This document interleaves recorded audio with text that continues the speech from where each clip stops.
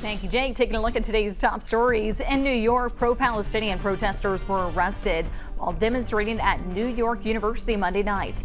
No word on how many protesters were taken into custody. NYPD says that they were allowing 50 or so protesters to stay in the tents when another 50 people from the street jumped the barricades and joined them. The Senate taking up a bill that bans TikTok today.